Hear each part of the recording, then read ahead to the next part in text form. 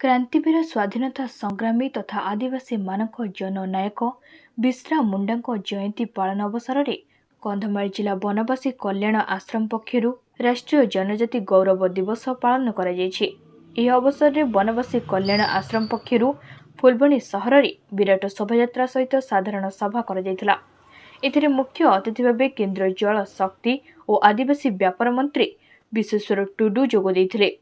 हजार हजार जनजाति समेत निजे केन्द्रमंत्री फुलबाणीर मातीकुंदा छकरू पारंपरिक अस्त्रशस्त्र धरी विराट शोभायात्रा बाहरी एवं जनजाति माने बिश्रा मुंडा जिंदाबाद आदिवासी जिंदाबाद और भारत माता की जयर स्लोगान दी पारंपरिक नाच गीत करी करोनेशन पड़िया आयोजित साधारण सभा केन्द्र जल शक्ति और आदिवासी व्यापार मंत्री विश्वेश्वर टुडू टाइफॉइड अध्यक्ष पवित्र कंहर अखिल भारतीय वनवासी कल्याण आश्रम तथा भारतीय नागरिक कार्य प्रमुख भगवान साहाय समेत बहु जनजाति नेता माने उपस्थित रही। स्वाधीनतार 75 वर्ष भितरे देश में अनेक सरकार आदिवासी मानकर विकास करने ना बा आदिवासी मान को सम्मान देवा ना बहुत कथा कही किंतु वास्तव में मु आज गर्वर सहित कहबी यशस्वी प्रधानमंत्री अटल बिहारी वाजपेयी आदिवासी मानकर विकास करने विचार करी स्वतंत्र भाव में गोटे विभाग करथिले एवं तापरे 2014 मसीहा ठारू नरेंद्र मोदी जिते देशर शासन भार ग्रहण कले सेतेबेले आदिवासी मानकर क्वालिटी एजुकेशन ठू आरंभ करी अर्थनैतिक विकास पर्यंत चिंता करू आदिवासी मन को सम्मान देवा गत वर्ष अर्थात 2021 मसीह भगवान बिरसा मुंडांकर जो जन्म जयंती ताकू जनजाति गौरव दिवस रूप में से घोषणा करथिले एवं सेही दिन ठारू गत वर्ष जोपरी भाव में सारा देश में पालन करागला ए वर्ष तांकर जन्म जयंती को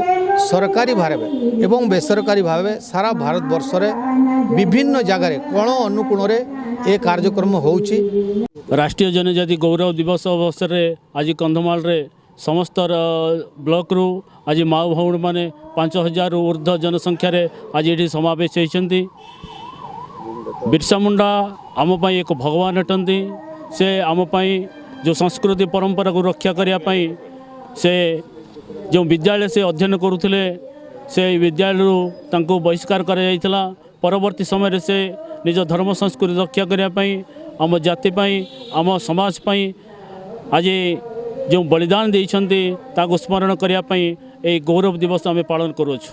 आदिवासी समाज आज भाषा संस्कृति परंपरा भूली आज अन्य बाटर जाऊँगी तेणु बिरसा मुंडांकर उद्देश्य और लक्ष्य होची से निज संस्कृति परंपरा को बंचाई आउ देशर विकास दिगरे अग्रगति करने आम बिरसा मुंडा जयंती को आज पालन करूँ। फुलबाणी बैद्यनाथ बेहरा रिपोर्ट तीर्थक्षेत्र लाइव।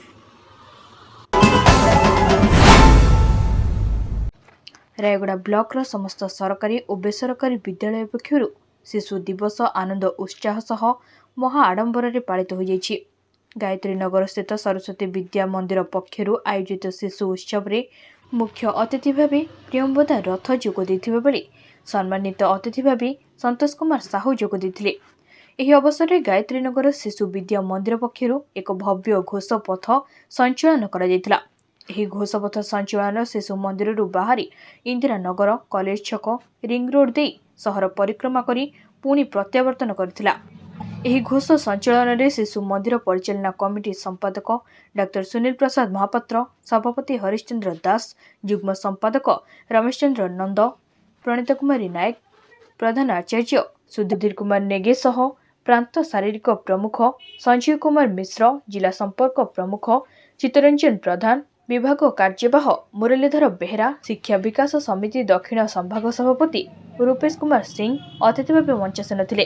सेहीपरि सरस्वती शिशु विद्या मंदिर जेकेपुर पक्षर अनुष्ठित शिशु उत्सव रे मुख्य अतिथि भाव राधेश्याम पल्लई जोगदे बेले सम्मानित अतिथि भाव रमेश चंद्र साहू जोगदे।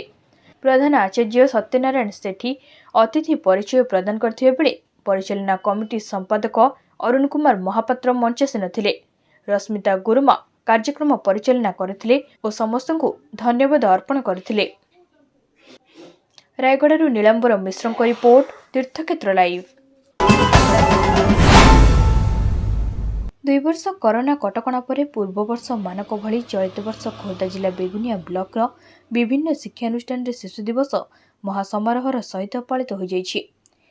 ଏହି ଉପଲକ୍ଷେ ବୋତଳମା ଗ୍ରାମ ପଞ୍ଚାୟତ ଅନ୍ତର୍ଗତ ଛତ୍ରପଡ଼ା ମାତୃବିହାରଠାରେ ଥିବା ଶ୍ରୀ ଅରବିନ୍ଦ ପୂର୍ଣ୍ଣାଙ୍ଗ ଶିକ୍ଷା କେନ୍ଦ୍ରରେ ଅବସରପ୍ରାପ୍ତ ବ୍ୟାଙ୍କ ଶାଖାର ପରିଚାଳକ ତଥା ସମାଜସେବୀ ସଦାନନ୍ଦ ମହାପାତ୍ରଙ୍କ ସଭାପତିତ୍ୱରେ ଅନୁଷ୍ଠିତ ସଭାରେ ବ୍ଲକ ଶିକ୍ଷା ଅଧିକାରୀ ଭାସ୍କର ଲେଙ୍କା ମୁଖ୍ୟ ଅତିଥି, ଅବସରପ୍ରାପ୍ତ ପ୍ରାଧ୍ୟାପିକା ପ୍ରତିଭା ମହାରଥୀ ମୁଖ୍ୟ ବକ୍ତା, ସ୍ଥାନୀୟ ସରପଞ୍ଚ ପ୍ରମୋଦ କୁମାର ଦଳେଇ, କବି ବଳରାମ ରଣସିଂ, ଶିକ୍ଷାବିତ୍ ରାଧାମୋହନ ପାହାଡ଼ ସିଂ, ପ୍ରଜାପିତା ବ୍ରହ୍ମକୁମାରୀ ଈଶ୍ୱରୀୟ ବିଶ୍ୱବିଦ୍ୟାଳୟ ଜଙ୍କିଆ ଶାଖାର ପ୍ରମୋଦା ଦେବୀ, ପ୍ରଶାନ୍ତ ଭାଇ, ପ୍ରଭାସିନୀ ଭଉଣୀ ପ୍ରମୁଖ ସମ୍ମାନିତ ଅତିଥି ଭାବେ ଯୋଗଦେଇ ଶିଶୁ ଦିବସ ଉପରେ ଆଲୋକପାତ କରିଥିଲେ।